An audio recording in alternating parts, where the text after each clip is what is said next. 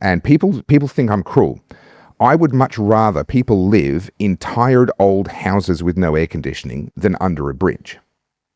But if I say, you know what, landlords shouldn't have to install air conditioning because it's going to increase the rent and it's going to push somebody out of living in a tired old unair conditioned house into living under a bridge, then I'm the bad guy. You want people to live in poverty. No, I don't want people to live in poverty, but I want people who are in poverty to be able to live in some sort of a house. We need the bottom rungs of the ladder. Now, can I finish that thought? What we're building right now in Australia, the minimum standards are not the bottom rungs of the ladder. No one's allowed to build an entry-level home anymore. And that's a combination of regulation that physically stops them, but also the regulations that create an economic reality that means that they never will. No developer opening up new land is going to build anything less than a 3-bedroom house. They're going to try and cram 4 bedrooms onto 400 square meters of land because that's how they maximize their returns. And building a house is so freaking expensive that they're never going to do anything other than try and maximize their returns. Why is it so freaking expensive? Well, studies have been done. More than half of the cost of a new build is now the cost of government. So a new build, an entry-level new build in the outer middle of nowhere suburbs of southeastern Melbourne is $800,000 right now. 400,000 of that is the direct and indirect cost of government and regulation on that building. So even if we were to build entry-level houses, they would still be ridiculously overpriced. The housing crisis is government-made, and this is why I say even if they win the immigration debate, it's not going to fix the housing crisis. Because it's not actually the number of people, it's the fact that we are not building the kinds of houses that allow people to get onto the entry-level rung of the ladder. Exactly. And the biggest factor with relation to the increase in housing prices is availability of credit. And the reality is that no Western country around the world is in a position to decrease the amount of credit available.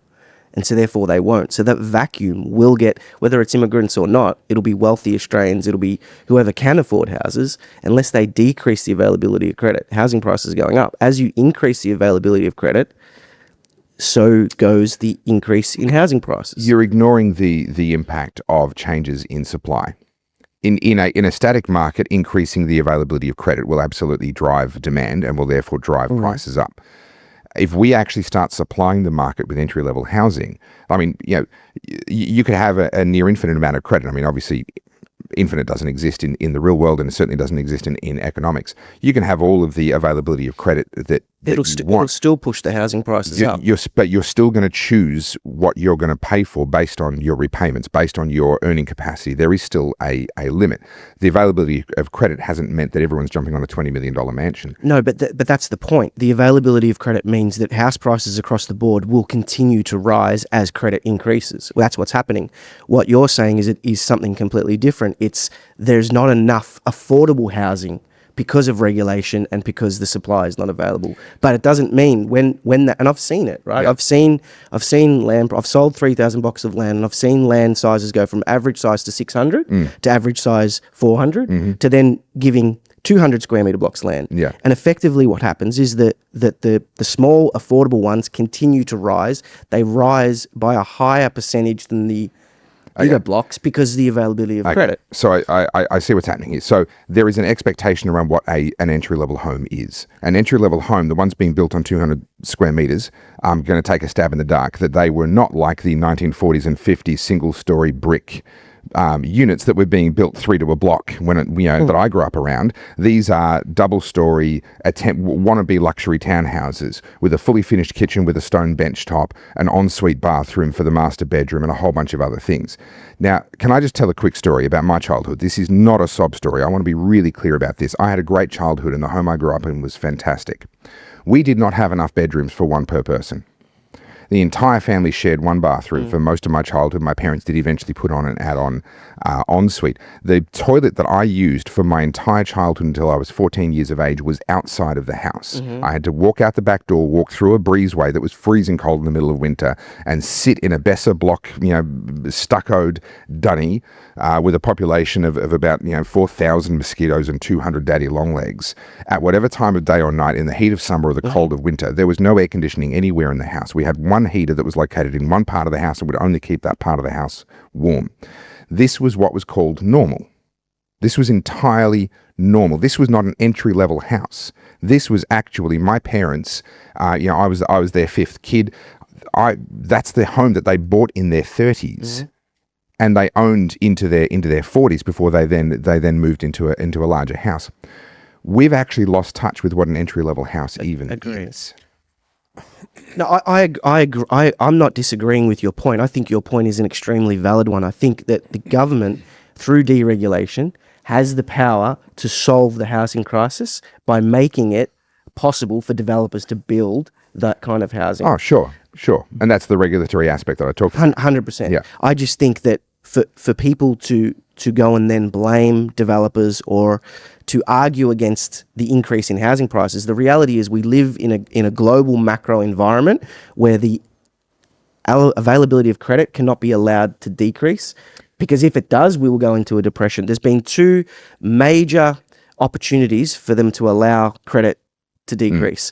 There was the 30s, the Depression, and it was the Great Financial Crisis in 2008. Yep. And the amount of credit available decreased by like 1%. Yeah.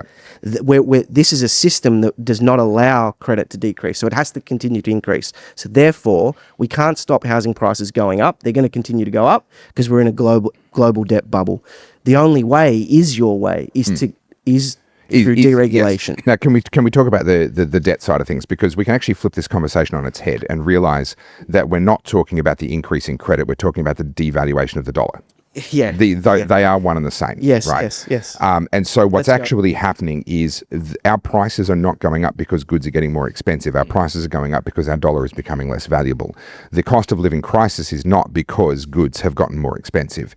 It is because our dollar is being debased and has been ever since, Yeah, but it's being debased because credit through credit creation. That is the primary tool. And if you understand fractional reserve banking, which I know you guys all do, this is money coming out of nowhere. This is the primary mechanism by which money is brought into existence. And to put it in really crude terms, for those that may not be familiar, this might be the first time you've been exposed to these ideas. In very crude terms, all economists are going to be crying at this analogy. But essentially, if you take the number of dollars in a given currency and take the value of that country in terms of its asset base, its productivity, and all of that, you divide one by the other, and that's kind of your number. That's kind of your value per dollar. That's an exceptionally crude way of looking at it. There's so much more to it. But broadly speaking, if you keep increasing the number of dollars in circulation, but the underlying country is not then building more assets, becoming more productive, developing itself, then the value of those dollars will go down.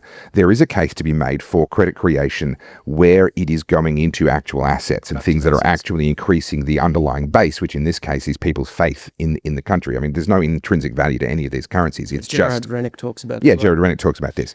And there is a case to be made there. There's certainly a lot of caution needs to be exercised there, because if politicians discover that they have the power to invent more money, then they do. And that's what we're seeing. They're doing it via the Reserve Bank and they're doing it via credit policy, but they're creating more money in order to keep this GDP growth bubble going. But what we have is a situation where, because of that fear of, oh no, we can't cause a recession by reducing credit supply and the availability of credit, because of that fear, we condemn ourselves to poverty through inflation. Well, wouldn't you know it? Back again, you could not help yourself, could you? I get it. I am absolutely ridiculously good looking. So you should probably go and subscribe. And whilst you're there, maybe shout us a coffee. I have to put up with this guy every week, twice a week, for you and your entertainment, much to my displeasure. But alas, I do it because I am a virtuous soul, and you're welcome. So please subscribe and tell other people to go watch, because I need help.